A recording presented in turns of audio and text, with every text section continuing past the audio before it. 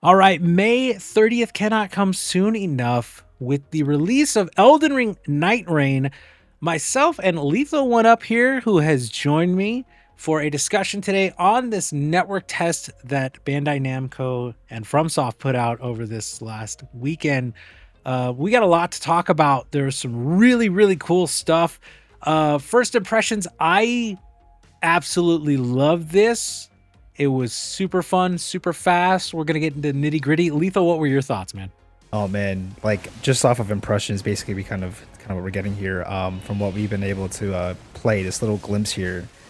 It's been Bobby. It's been a dream come true. I think. I who would have thought that I'd want to play a FromSoft, basically what roguelike with Fortnite elements, multiplayer co-op game that they're coming out with, which is I don't think a lot of people were expecting them to ever do in a million years.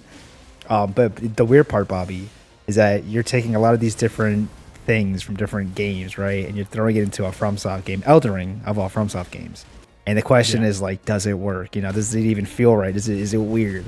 And Bobby, it felt good. It felt really good, man. Like it felt too good to the point where I think me and you were playing this and we were just like, dude, this is addicting. This is fun. This just might just be the summer game.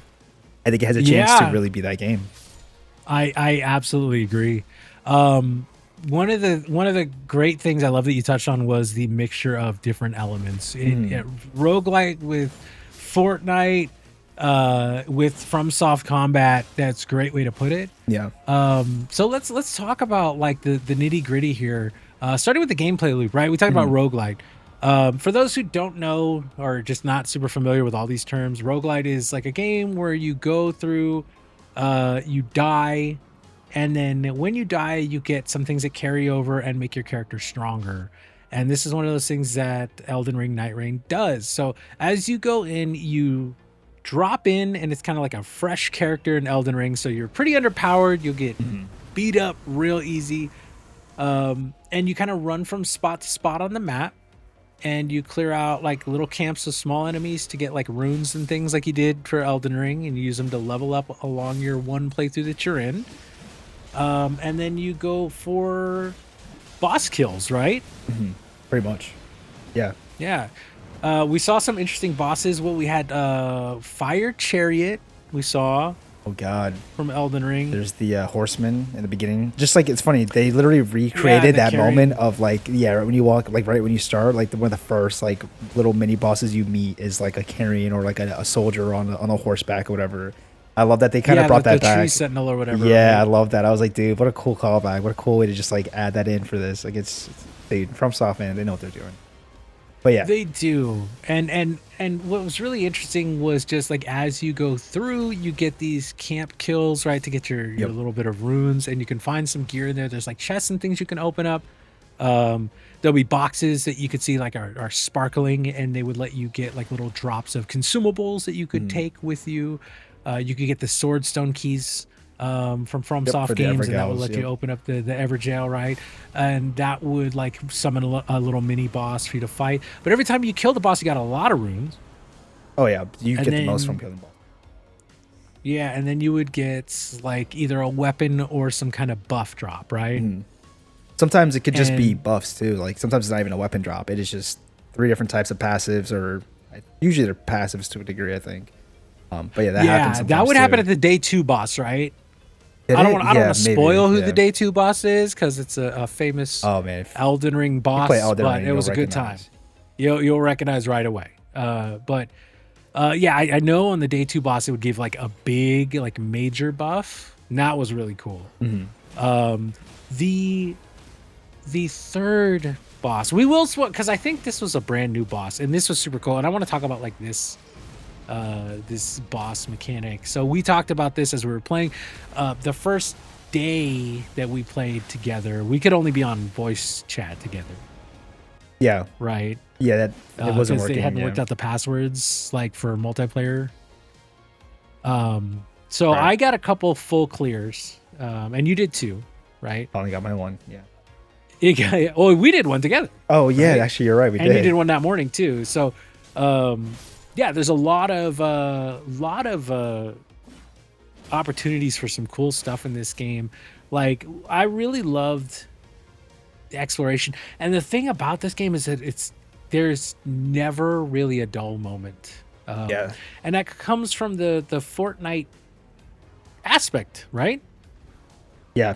I mean, adding in, what is it? Is it called Night Rain? Is that exactly what it was, right? Or I don't know. Like I think we call it the Night Rain because like there's this ring that closes just like Fortnite, Mhm. except it's like a ring of fire, and then outside of it, it's like poison rain. So Yeah. It's you're getting essentially like health it's part chipped of away. this game's like whatever this lore is, whatever the story of behind what's going on. It's a tie into that, right? So like it's like this rain that falls that essentially you get damage when you're in it.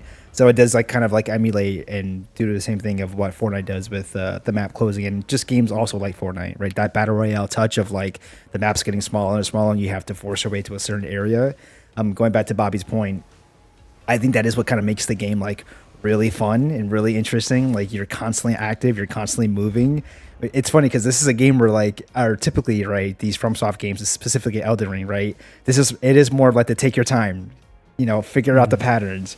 In this game, it's very much like nope, fight. Like just go with your friends, coordinate if you're playing with friends, like coordinate as much as you can and take down enemies as quick as possible. Like that is it is this weird thing where it's like the complete opposite of what some people are going to be getting used to, but the game is also designed right the way like Bobby was just saying, right? You are picking up loot as you're playing, right? You are finding chests, or you're finding these breakable things that you can get weapons, or you're taking down bosses or enemies and are doing weapon drops, and you're picking up different weapons left and right. And the cool thing about this, Bobby, I'm curious what your thoughts on it, but the cool thing is that like this might be a little bit easier for people to get into just because of the fact that like there's no allocation of like stats and stuff like that. When you level up, it's kind of like a fixed system, I think.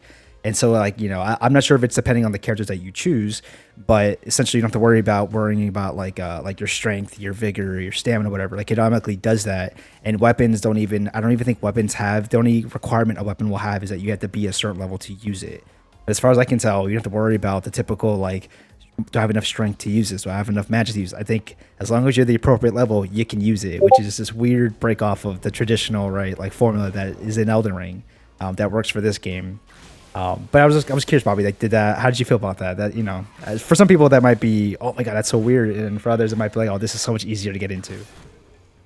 Well, I actually liked it a lot because this will kind of bring us into a little bit into like the next thing we're going to discuss is like the characters and stuff, right? So each character does seem to have kind of a specialty, although I couldn't tell too much the difference between Guardian and Wilder, except I think Guardian had more Yeah, defense. I was say I imagine defense is the main thing.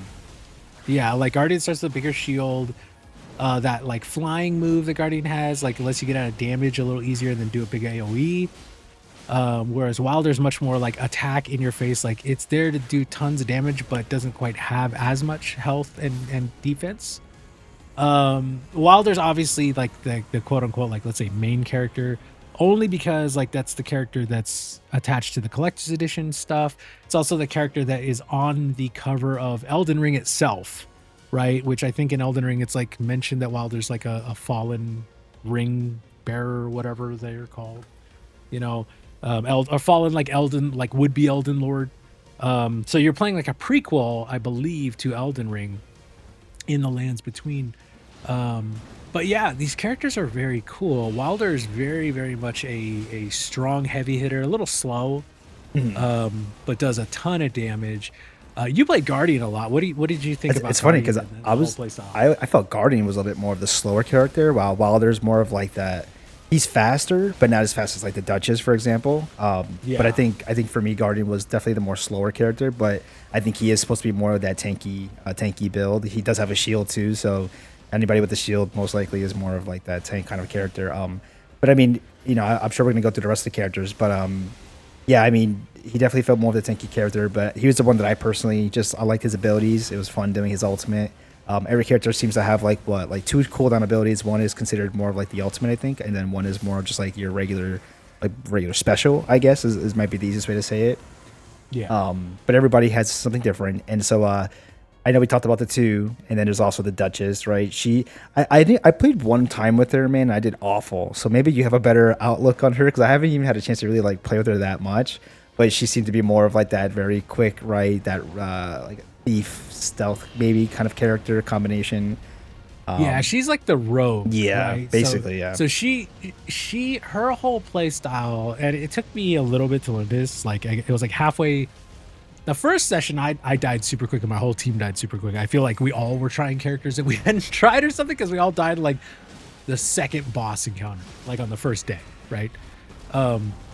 And so with Duchess, it took me to like midway through that second encounter to really realize, okay, she is absolutely the glass cannon, and with her you want to be looking for the light weapons that you can attack super fast with, That makes because sense. that's like that's her play style, right? So she would go in, do a bunch of damage super fast, like, you know, backstabs and just in quick like dagger damage, and then she would get out, right? She also had, like, as opposed to like the normal dodge, she had like the quick step like flip dodge, which is really cool.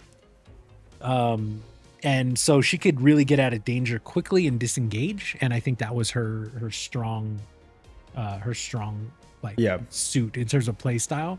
So with her, you really had to be looking for those lightweight weapons, and once you got that, she was actually pretty strong.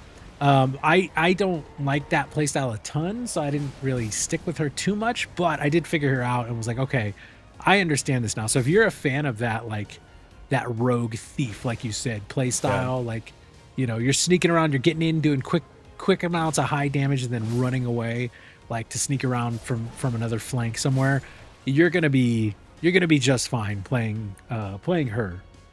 Right. The last one was what was it called? Recluse. Recluse. Yeah. The recluse was the magician, the mage, right? And I don't know. We talked about this when we were playing. The recluse is like, it feels like there's this kind of like disconnect between Recluse's playstyle, because at least from what I gathered, Recluse like the mage, and you're supposed to kind of be taking like pot shots from a distance. But at least like the main ability for Recluse is to get some of the FP back from someone who's affected by magic, right? Which is like, sounds OP. Yeah. Right. I read that. I was like, oh, but you have to be kind of close. And the Recluse doesn't have a ton of defense, and the Recluse doesn't have a ton of speed. And so like, you're kind of just like sauntering in close to use this ability. Like, so, and then it has to be within like a few seconds of hitting them with magic. So, you know, you have this magic attack, and then you have to get up close to do this FP drain. And then it kind of just leaves you exposed, and it didn't feel very fun to play as. So I think I played like twice real quick as Recluse, and just kind of put it away.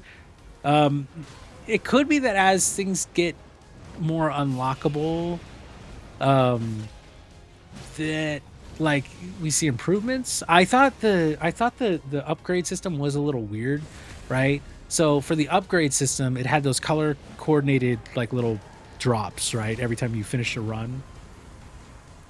And those drops would only go to certain characters. So for me, my Wilder had two red and a blue slot. When you finish the run and you get those relics, yeah, those relics at the end. you get the relics. That's what it is. Yeah.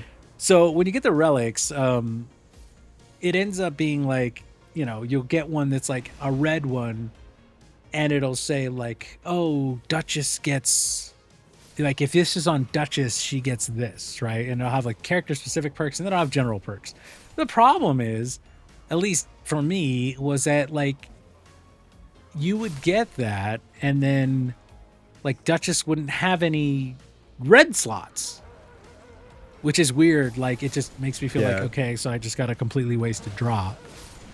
Now I'm wondering if maybe there was another currency that dropped that was not usable in this network test, which is why we're hoping for a beta, something that lets us dive a little deeper into the actual mechanics of the roguelike part. But yeah, like there's this currency that dropped, and I'm thinking maybe you can use that to like upgrade your slots and get another one, and then maybe change it or something. Or it could just be that certain characters are only able to equip certain relics, which is what I was starting to get to. So it could just be that, like, you know, the Wilder, for example, he'll have red slots, right? Which for the most part seem to be focused on like vigor and strength, whereas, you know, Recluse, for example, might have more of like the blue slots, which were, I think, more focus point based and, you know, stuff like that. So like it could be like it's a character, right? Character system. Depending on the character, right, is what relics you can put Yeah. on them and what they'll allow you to put on them. Because that's obviously like their strong suit. But I do think it's a cool way to look at it as certain characters might play better with certain team comps, right? So like Recluse, maybe to work best, but Recluse you need to have like another mage with him or something. Because I know somebody was also saying too is that like I think in order to drain magic back, you need to absorb the magic that was done by like another player or something like that. It was like a little confusing, and I was like, interesting. It's like, was that the case then? Maybe we just read it wrong. And so, like I said, I think some of these characters will obviously work better in certain team comps, and I know we're excited to see the rest of like the roster of playable characters because you only get so many in this one here. So I'm curious to see if certain characters will do better with certain builds, team builds, and whatnot. But that could be a part of it. Yeah, absolutely. One thing I was very happy with, and then one little part that I was disappointed with is the last thing we want to talk about is like the overall multiplayer experience. For me, at least in this network test, if I just matched to a match, it would take maybe like 20-30 seconds to find two other players, get the thing started. 2 of the 3 play tests, I think we couldn't do the matchmaking with each other with like a password, right? Yeah. Which was disappointing. It sucked. But there was a final play test that we did. What, yesterday? Yeah, Sunday. Yeah, that was yesterday, and we were able to do that, and on my end it was seamless. I was gonna say, yeah, it was pretty quick. Like it worked really well, and that could just be maybe there wasn't many people playing it at that point, or maybe they just really stress test the server to the point where like that last one they were able to like juice it up a bit. But it played really easy, really well, really yeah. Like there was like no issues. It was really seamless. Yeah, it was really nice too. The netcode was working really well, especially considering it's like Elden Ring FromSoft, because Right. like Elden Ring's netcode is like it's okay. Like, Yeah. but we were able. I mean, I specifically remember yesterday like it working well enough that we were able to easily coordinate with like the group of knights that we fought, right? Yep. Where I would be in front and you would go behind, and they would focus you, and you'd be like, okay, go for a backstab, right? Like, and we could actually do that in real time with like no hitch, no issue at all. And I think that was really impressive, especially considering like Elden Ring's a little spotty, Yeah. for PvP and PvE. It's just kind of like, ugh. But overall, that multiplayer experience, in my opinion, was really fantastic. And I think everything about this, like especially the rogue stuff, right, is really fun. Yeah. Getting leveled up throughout one run, getting to that final boss, and then getting that win, like, and you see that Night Lord defeated thing. That was satisfying. It was super satisfying. And then you get your relics and you get your currency, and then you go like, where are we dropping? Like, let's do it again. I think the last one we beat that one, and that was it, right? Or we did 2, but like one of them we beat, one of them we didn't.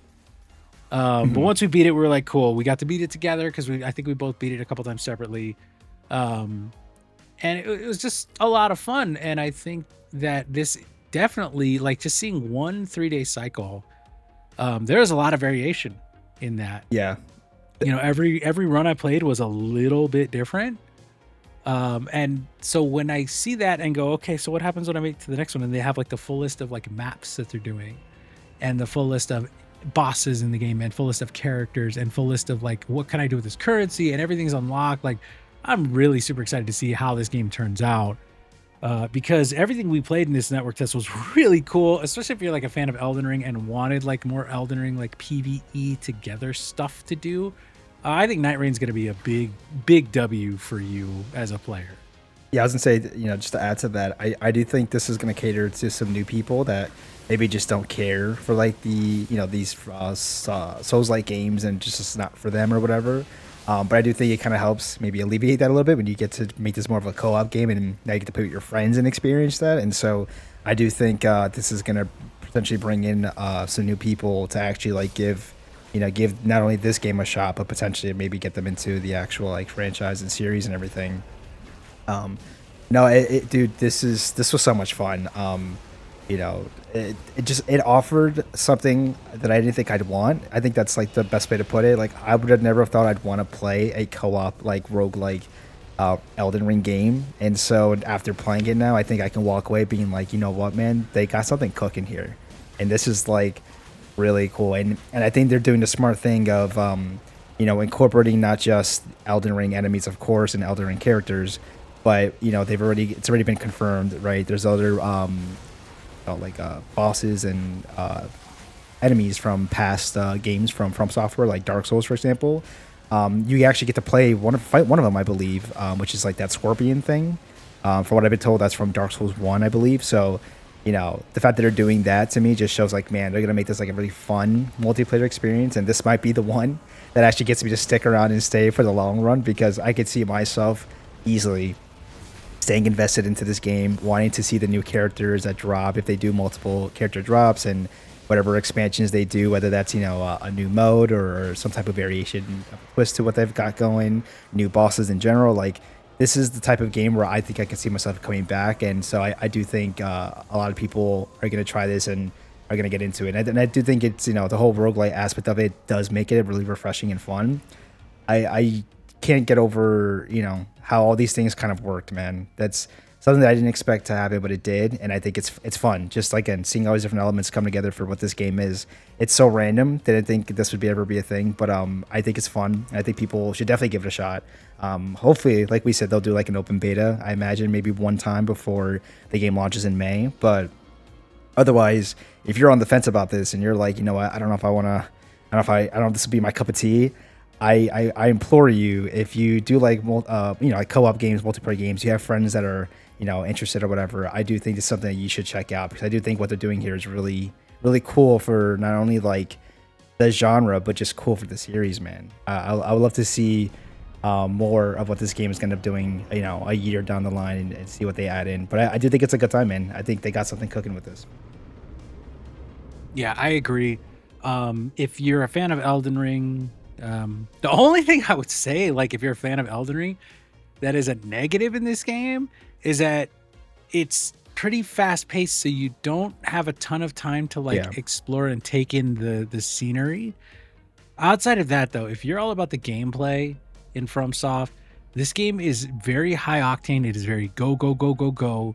The night rain effect, as we called it, right, keeps you on your toes. It keeps you pushing towards a central point till you fight the day boss, and then eventually the night lord boss, and all of it just adds up to like this, what, like 25 to 30 minute experience by the end of everything, for like a full run. That it's just like heart pounding, high octane fun the whole time. And if you like Elden Ring and you like roguelikes, I cannot imagine you will not love Nightreign. Your dream game. It's your dream game. It is. I played it like, and I'm not like the hugest Elden Ring fan, but I think Elden Ring's pretty good, you know, like, and I love rogues, and I played this, and you know, you couldn't do the first test that I was doing, right? And I texted you that night. I was like, dude, you're not ready. You're not ready for how good this is. And I stand by that. I don't think people are ready for how addicting this is going to be once everything's like unveiled. And I really think this, you're right, man. When you said it earlier, this is probably going to be one of the summer games this year. Hey, man, don't be surprised if this ends up getting nominated. You know, listen, the last time Elden Ring got nominated for the expansion or whatever, that maybe, you know, it was definitely a debatable decision. However, I can't get mad if this gets nominated too, because I'm telling you, it is that much fun to play. It really. Yeah, I will agree with that. And even Jeff knew, he's like, this one's a standalone. Right? Yeah, I know. They made sure, like, hey guys, this is a standalone title. So yeah, like, definitely, if you're a fan of Elden Ring and Rogues, you deserve, or you owe it to yourself, let's say, to give Nightreign a shot, because it was absolutely just so much fun. Like you, unlimited sprinting, no fall damage. Dude, you just run around. So like, important. Climbing, double jumps. Well, not double jumps, but like just climbing stuff. Yeah. Like all that little additions, little quality of life stuff that made the game faster, you know, so that you could just feel like you're in the action all the time. But with that, Lethal, thank you, man, for coming on the discussion today. To tell everybody where they can find you. Hey, you guys can find me literally at Lethal One Up across everything: X, Twitter. What's that new one called, man? Why do I want to Blue call it Sky. Blinsky? Yeah, Blue Sky. I don't know why I wanted to say Blinsky. Blinsky. I don't know why, but yeah, Blue Sky, YouTube, Twitch, man. We're there, man. We're playing Dark Souls. We're still playing Dark Souls. That is still my goal, man. Finish the Dark Souls games before this game comes out. Yeah, and then I'm LittleBobby or LittleBobby TV, just about everywhere. YouTube, Blue Sky, it's LittleBobby, I believe. Twitch and Twitter, it's LittleBobby TV. So you can hang out, discuss games with us. We talk games with each other and to other people all the time. So make sure you're doing it. And like I said, keep your eyes out. May 30th, Nightreign should be out. So yeah, I hope you all enjoyed this footage, graciously donated to us by Lethal here. So Hey, man, we made it to the end. we made it. I may have that a couple times. I apologize, but hey, we made it. All right. Thank you all so much for watching, and we hope to see you soon. You take care now.